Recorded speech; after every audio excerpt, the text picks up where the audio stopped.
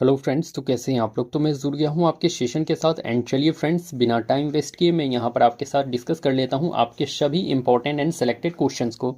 तो आप लोग इस सेशन को पहले लाइक कर देंगे और चैनल को सब्सक्राइब करना नहीं भूलेंगे। तो हमारा फर्स्ट क्वेश्चन है यहाँ पर, पर्यावरण संरक्षण अधिनियम कब आया। तो बता दो आप लोग कि पर्यावरण संरक्षण अधिनियम कब आया था। कब आया पर्यावरण संरक्षण अधिनियम। 1980, 1986, 1999 या इनमें से कोई नहीं। तो करेक्ट आंसर होगा वो होगा 1986। पर्यावरण संरक्षण अधिनियम 1986 में आया था या पारित किया गया था। ठीक है, नेक्स्ट याद रख लीजिएगा 1980 से वन संरक्षण अधिनियम आया था। कब। तो वन संरक्षण अधिनियम आया था 1980 में। वन संरक्षण अधिनियम ये कब आया है, तो 1980 में ये क्वेश्चन पूछा जाता है। और इसे संशोधन कब किया गया था इसे, तो संशोधित इसे किया गया था 1988 में। ठीक है, तो संशोधन अगर पूछ ले कि वन संरक्षण अधिनियम को संशोधन कब किया गया, तो 1988 में, 1988 में इसे संशोधन किया गया था। और आया कब था, तो 1980 में आया था, ध्यान में रख लेना है।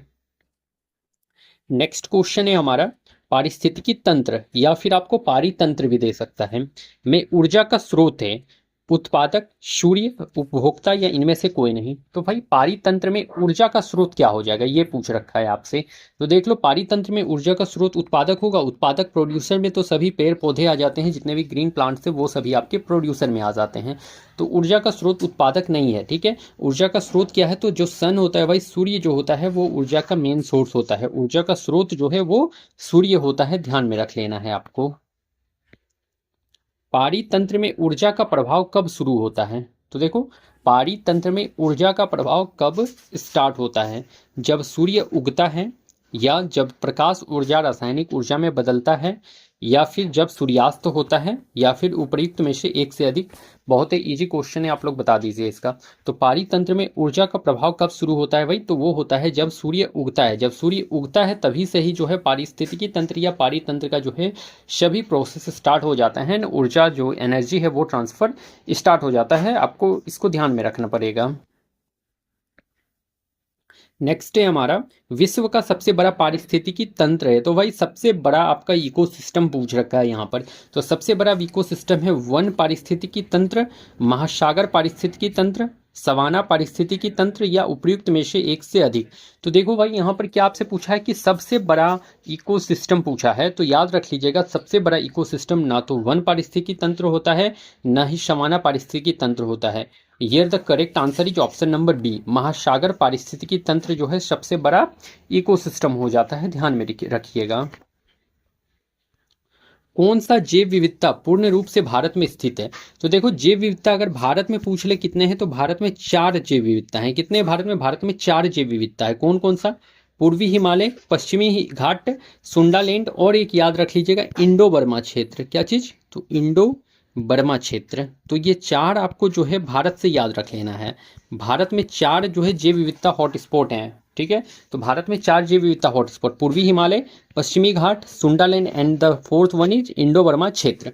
बट यहाँ क्वेश्चन आपसे क्या पूछ रहा रखा है कि कौन सा जैव विविधता पूर्ण रूप से, यहाँ पर एक वर्ड दे दिया है पूर्ण रूप, पूर्ण रूप से भारत में स्थित है। तो पूर्ण रूप से ये चारों तो भारत में सिचुएटेड हैं, इतना मैं मान लेता हूं। ठीक है, बट यहाँ क्या पूछ रखा है, पूर्ण रूप से भारत में स्थित है। तो पूर्ण रूप से याद रख लीजिएगा, पूर्वी हिमालय भी पूर्ण रूप से भारत में स्थित है, पश्चिमी घाट भी पूर्ण रूप से भारत में है, सुंडालैंड भी पूर्ण रूप से भारत में है। मतलब here the correct answer is option number D, उपयुक्त में से एक से अधिक।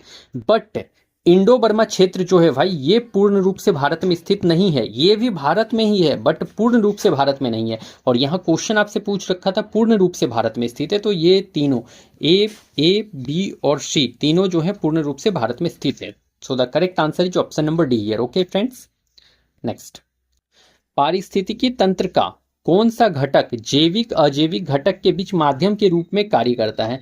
तो पूछा है आपसे कि इकोसिस्टम में वो कौन सा घटक है जो जैविक और अजैविक के बीच में जो है एक मीडियम के रूप में वर्क करता है। तो मीडियम के रूप में उपभोक्ता, उत्पादक, सूर्य, या उपयुक्त में से कोई नहीं। तो भाई इसमें मीडियम के रूप में उत्पादक कार्य करते हैं। जो सभी प्रोड्यूसर जो आते हैं, ग्रीन प्लांट्स जो आते हैं, प्रोड्यूसर जो सभी ग्रीन प्लांट्स जो आते हैं वो सभी आपके जो हैं मीडियम के रूप में कार्य करते हैं।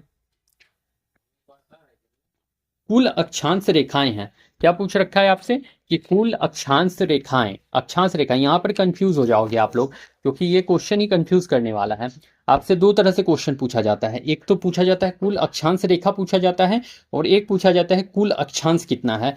तो जब भी आपसे अक्षांश रेखा पूछ ले तो याद रख लीजिएगा कुल अक्षांश रेखा 180 नहीं 179 है। कुल अक्षांश रेखा आ जाए तो 179, और अगर कुल अक्षांश पूछ ले तो 181। ठीक है, कुल अक्षांश पूछे, कुल अक्षांश पूछ ले तो 181 आपको करेक्ट लगाना है आंसर, और अक्षांश रेखा पूछ ले तो 179 आपको आंसर लगाना है। आई होप कि आप लोग ये बात समझ गए होंगे। अगर नहीं समझे हो तो अच्छे से एक बार रिपीट करके देख लेना। अगर अक्षांश रेखा पूछ ले तो 179 अक्षांश रेखा है, और अगर अक्षांश पूछ ले तो 181 अक्षांश है। ठीक है, एक क्वेश्चन आपसे ये भी पूछा जाता है कि भारत का अक्षांश और देशांतर विस्तार कितना है। तो भारत का अक्षांश, भारत का अक्षांश और देशांतर विस्तार कितना है, बताओ तो आप लोग। अक्षांश और देशांतर विस्तार, ये क्वेश्चन पूछा जाता है। देखो ये सभी क्वेश्चन जो है पूछे जाते हैं, इसलिए मैं इससे आपके लिए लेकर के आता हूं। तो भारत का अक्षांश और देशांतर विस्तार कितना है, तो याद रख लीजिएगा 30 डिग्री इसका भारत का अक्षांश और देशांतर विस्तार है। ओके फ्रेंड्स, भारत और चीन के बीच कौन सी सीमा रेखा है। तो भारत चीन के बीच जो है रेड क्लिफ। तो रेड क्लिफ तो भाई भारत और पाकिस्तान के बीच में है red Cliff. India and Pakistan के बीच में जो है रेड क्लिफ लाइन है, पाकिस्तान के बीच में। और ये रेखा कब खींची गई थी, तो याद रख लीजिएगा 17 अगस्त 1947 को। रेड क्लिफ रेखा कब खींची गई, तो 17 अगस्त 1947 को रेड क्लिफ लाइन खींचा गया था, और भारत और पाकिस्तान के बीच का रेखा है। नेक्स्ट आपसे पूछा है यहाँ पर कि भारत और चीन, तो भारत और चीन के बीच में मैकमोहन रेखा होता है, मैकमोहन रेखा भी इसे कहते हैं। तो मैकमोहन रेखा जो है वो आपके भारत और चीन के बीच में है। कब खींचा गया था इस रेखा को, तो ये 3 जुलाई 1914 को, 3 जुलाई 1914, 3 जुलाई 1914 को जो है मैकमोहन रेखा जो है खींची गई है, ध्यान में रख लेना है आपको। राज्यसभा का गठन कब हुआ, तो देखो इंपॉर्टेंट क्वेश्चन है, क्वेश्चन पूछा जा सकता है। गठन पूछा है राज्यसभा का, तो याद रख लेना 3 अप्रैल 1952 को जो है 3 अप्रैल 1952 को राज्यसभा का गठन हुआ। अगर इसका पहला बैठक आपसे पूछ ले कि फर्स्ट बैठक जो हुआ था वो कब हुआ था, राज्यसभा का पहला बैठक कब हुआ, तो याद रख लीजिएगा 13 मई 1952। कब, तो 13 मई 1952 में राज्यसभा का पहला बैठक हुआ, और गठन हुआ है 3 अप्रैल 1952 में। लेकिन पहला बैठक कब, तो 13 मई 1952 में। ठीक है, इसके अध्यक्ष या सभापति कौन है, राज्यसभा के अध्यक्ष या सभापति कौन होते हैं, तो याद रख लीजिएगा भाई कि आपके जो उपराष्ट्रपति होते हैं वो राज्यसभा के सभापति हो जाते हैं। ठीक है, अब आपसे पूछेगा कि पहला बैठक का अध्यक्ष कौन था, पहला बैठक जो हुआ था उसका अध्यक्ष कौन था, ये पूछ सकता है। तो पहला बैठक का अध्यक्ष याद रख लीजिएगा राधा कृष्णन, याद रख लीजिएगा राधा कृष्णन, याद रख लीजिएगा कृष्णन। तो सर्वपल्ली राधाकृष्णन जो थे वो आपके पहले सभापति थे या पहले अध्यक्ष थे। तो पहला बैठक जो हुआ उसका अध्यक्ष कौन था, तो सर्वपल्ली राधाकृष्णन हो जाते हैं। अगर आपसे पूछ ले कि पहले उपसभापति कौन थे, उपसभापति, उपसभापति, पहले बैठक के उपसभापति कौन थे, तो याद रख लीजिएगा एस.बी. कृष्णमूर्ति। कौन, तो एस.बी. कृष्णमूर्ति, याद रख लीजिएगा एस.बी. कृष्णमूर्ति जो है पहले उपसभापति थे इसके। परमाणु ऊर्जा किसके द्वारा उत्पन्न होती है, तो परमाणु ऊर्जा भाई उत्पन्न किसके द्वारा हो जाएगा, ये बता दो आप लोग। बहुत ही इजी क्वेश्चन है, अच्छा क्वेश्चन है। परमाणु ऊर्जा उत्पन्न किसके द्वारा होता है, नाभिक के संलयन मतलब कि न्यूक्लियर फ्यूजन के द्वारा, नाभिक के विखंडन यानी कि न्यूक्लियर फिजन के द्वारा, उपयुक्त में से एक से अधिक या उपयुक्त में से कोई नहीं। तो यहाँ पर देखो न्यूक्लियर फ्यूजन से भी जो है परमाणु ऊर्जा उत्पन्न करा जाता है, एंड नाभिक के विखंडन न्यूक्लियर फिजन से भी उत्पन्न करा जाता है। तो here the correct answer is option number C, उपर्युक्त में से एक से अधिक, उपर्युक्त में से एक से अधिक is correct answer here. Okay friends, तो परमाणु ऊर्जा न्यूक्लियर नाभिक के संलयन और विखंडन दोनों से प्रोड्यूस करा जाता है। रेड डाटा बुक का मुख्य उद्देश्य है, तो देखो रेड डाटा बुक, ये क्वेश्चन अच्छा क्वेश्चन है, आपको ध्यान में रख लेना है, इजी क्वेश्चन है। बता दो रेड डाटा बुक का मुख्य उद्देश्य क्या है, लुप्त प्राय जीवों को बचाना। ठीक है, उसके बाद नेक्स्ट आपको दे रखा है विलुप्त जीवन को बचाना या विलुप्त जीवों को बचाना, इनमें से कोई नहीं एक से अधिक। पहली बात तो यही याद रख लीजिए कि रेड डाटा बुक जारी कौन करता है, तो रेड डाटा बुक को जारी करता है IUCN। इसका मतलब हुआ international union for conservation of nature. International union for conservation of nature इसे जारी करता है रेड डाटा बुक को। ये रेड डाटा बुक में क्या करा जाता है भाई, तो इसमें डाटा रखा जाता है। किसका डाटा रखा जाता है, तो सभी दुर्लभ और जितने भी लुप्त प्राय जीव पेड़ पौधे हैं सभी का इसमें डाटा रखा जाता है। तो जितने भी टाइप के जो हैं आपके लुप्त प्राय जीव हैं, पौधा है, जानवर है, पक्षी है, सभी का इसमें डाटा रखा जाता है। उसे ही आपके रेड डाटा बुक कहा जाता है। ठीक है, ये आपका इसका उत्पत्ति कहाँ पर हुआ था, तो इसका उत्पत्ति जो है भाई रूस में हुआ था। कहाँ पर उत्पत्ति हुआ था रेड डाटा बुक का, तो रूस में हुआ था। इसीलिए इसे रूसी संघ की रेड डाटा बुक के नाम से जाना जाता था पहले। ओके, इसका मेन उद्देश्य क्या है, मेन फोकस क्या है, तो लुप्त प्राय जीवन को बचाना, लुप्त प्राय जीवों को बचाना इसका मुख्य उद्देश्य है। आपसे एक क्वेश्चन ये पूछा जाता है कि कोई भी जीव जो है विलुप्त कब माना जाता है, मतलब कि कोई भी अगर जीव है भाई, कोई भी अगर जीव है वो विलुप्त एक्सटिंक्ट कब माना जाएगा, ये पूछ रखा है आपसे। एक्सटिंक्ट, कोई भी जीव है विलुप्त कब माना जाता है, एक्सटिंक्ट कब माना जाता है, तो जब अगर वो 50 साल तक नहीं दिखे, 50 ईयर्स तक नहीं दिखता है, तो कोई भी जीव को विलुप्त या फिर एक्सटिंक्ट मान लिया जाता है। ध्यान में रख लीजिएगा, कोई भी आपका जीव जो है वो 50 ईयर्स तक अगर नहीं दिखे तो उसे विलुप्त माना जाता है। शुद्ध जल की तुलना में अशुद्ध जल का क्वथनांक, क्वथनांक का मतलब होता है भाई बॉइलिंग पॉइंट। ठीक है, तो शुद्ध जल की तुलना में अशुद्ध जल का जो क्वथनांक है, बॉइलिंग पॉइंट, वो घटेगा या बढ़ेगा या स्थिर रहेगा या फिर उपयुक्त में से एक से अधिक। तो शुद्ध जल की तुलना में अशुद्ध जल का क्वथनांक क्या होता है भाई, तो वो बढ़ जाता है। ध्यान रख लेना है आपको। समुद्री प्रदूषण का प्रमुख स्रोत कौन सा है, प्रमुख पूछ रखा है। समुद्री प्रदूषण का प्रमुख स्रोत तेल छलकना, ऑयल स्पिल, ऑयल स्पिल जो है भाई तेल छिलकना, ये है इसका प्रमुख स्रोत। औद्योगिक अपशिष्ट प्रवाह या फिर कृषि अपवाह, एग्रीकल्चरल वेस्ट, एग्रीकल्चरल वेस्ट। तो क्या है इसका मेन बताओ आप लोग, समुद्री प्रदूषण का मुख्य स्रोत क्या है, तो तेल छलकना तो नहीं है भाई, औद्योगिक अपशिष्ट प्रवाह भी नहीं है, कृषि प्रवाह, agricultural waste, here the correct answer. Okay, Bharat के वृक्ष पुरुष के नाम से जाने जाते हैं, तो देखो बहुत ही अच्छा क्वेश्चन है। एंड ये आपके इन्वायरमेंटलिस्ट से क्वेश्चन है। भारत के इन्वायरमेंटलिस्ट जितने भी हैं भारत के पर्यावरणविद, उनसे क्वेश्चन है। और यहाँ से एक क्वेश्चन आपके लिए श्योर हो जाता है, इंपॉर्टेंट है, यहाँ से क्वेश्चन देगा। तो भारत के वृक्ष पुरुष के नाम से कौन, यादव पायेंग, मारी मुथु योगनाथन, राजेंद्र सिंह या मेधा पाटेकर। तो देखो जादव पायेंग जो है भाई, ये तो भारत के वृक्ष पुरुष नहीं जाने जाते, ये भारत के वन पुरुष के नाम से जाने जाते हैं। वन पुरुष, भारत के वन पुरुष के नाम से कौन, तो जादव पायेंग को जाना जाता है। मरिमुथु योगनाथन को भारत के वृक्ष पुरुष के नाम से जाना जाता है। मरिमुथु योगनाथन को भारत के वृक्ष पुरुष के नाम से जाना जाता है। और ये क्या करते थे, तो ये एक बस चालक थे और इन्होंने जो है अपने सैलरी का 40% जो है पर्यावरण रक्षा के लिए दान करा था। ठीक है, मरिमुथु योगनाथन ने अपना 40% सैलरी का जो है पर्यावरण के लिए दान किया था। ध्यान में रख लीजिएगा। राजेंद्र सिंह जो है भाई, इन्हें जो है जल पुरुष के नाम से जाना जाता है। भारत के जल पुरुष, भारत के जल पुरुष के नाम से जाना जाता है। जल पुरुष, वाटरमैन ऑफ इंडिया, भारत के जल पुरुष के नाम से राजेंद्र सिंह को जाना जाता है।